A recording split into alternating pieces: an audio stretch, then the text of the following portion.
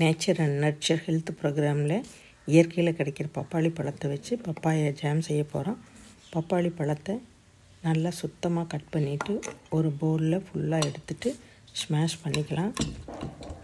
ஒரு பேனில் அப்படியே சேர்த்து ஸ்டவ்வை ஹாஃப் ஃப்ளேமில் வச்சு 10 to 15 மினிட்ஸு ஸ்டிர் பண்ணிகிட்டே இருக்கிறோம்.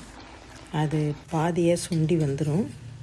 அப்போ நம்ம முந்திரி திராட்சையை நல்லா சேர்த்துக்கலாம்.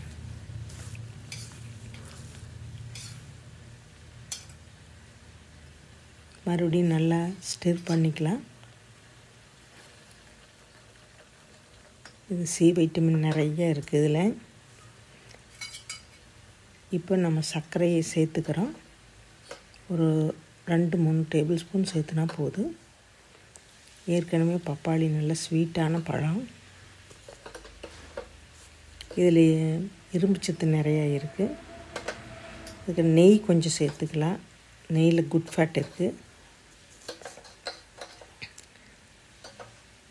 நல்லா ஒரு 15 மினிட்ஸு இது ஒரு கன்சிஸ்டன்சிக்கு வர வரைக்கும் நல்லா ஸ்டிர் பண்ணிகிட்டே இருக்கலாம்.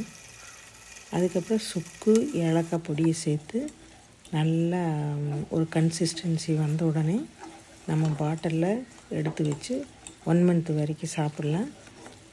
இது எல்லாத்துக்கும் ரொம்ப ரொம்ப ரொம்ப ஹெல்ப் பண்ணு. ஜீரண சக்தி நல்லாயிருக்கு. இதை செஞ்சு சாப்பிடுங்க. பாய். Yummy, yummy.